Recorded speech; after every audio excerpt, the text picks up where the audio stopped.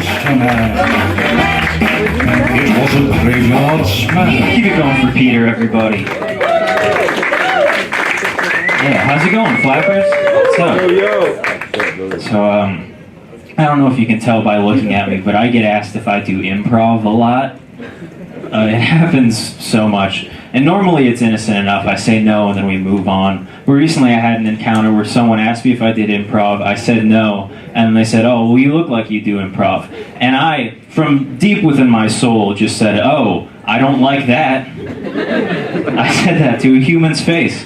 And I've been thinking about it and I don't regret it. You know? Because like when people ask me like what my 5-year plan is, I say my goal in 5 years is to be someone where you look at him and you go, there's no way that guy does improv. That's the goal. I do DoorDash. That's what I do right now. And it's cool, but sometimes people don't tip, which sucks. That's something I didn't even know you could do until after I started working for DoorDash. You know? Because you have to go so far out of your way to not tip. Like you have to go into custom amount and put 0. That's a crazy thing to do to someone who knows where you live. And also someone who is so unemployable that they work for DoorDash, you know? I've been thinking about getting a pet recently, and I think I've settled on guinea pigs. I like guinea pigs because they're the only pet where their name is also a slur. That's fun, you know? I say guinea pig, you're not sure whether I'm talking about a cute little rodent or an Italian police officer. You know what I mean? I don't know why more people don't get them for that reason. It's fun. I've been thinking about how, like, you know, sometimes if a kid's headed towards a life of crime, the parents will send them to military school, which has never made any sense to me. It's like, oh no, our kid might become a criminal. We better teach him how to shoot a gun and strategize. That'll fix it.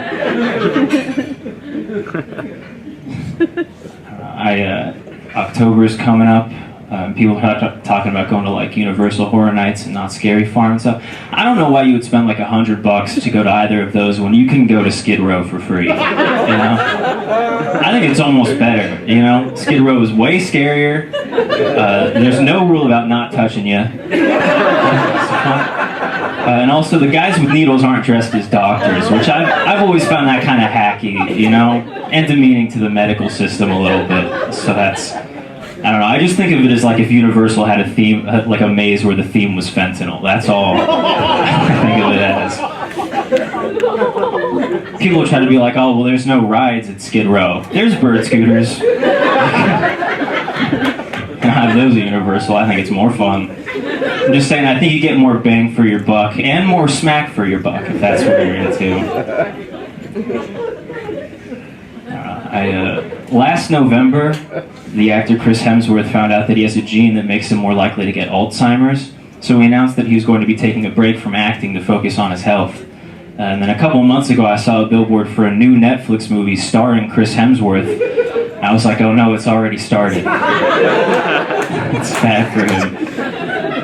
I will say, I'm a little bit jealous of Chris Hemsworth getting Alzheimer's because that means that one day he's going to forget about Thor Love and Thunder. That is not a luxury I have. I had to watch it, you know? It's in there.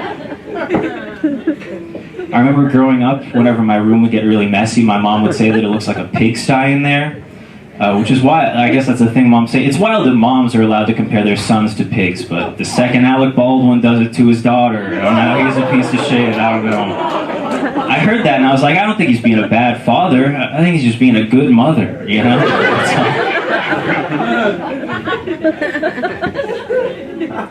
I will say about Alec Baldwin, you know, Rust, the movie that he shot that lady on, they finished filming that recently. They picked up filming, they decided to finish that.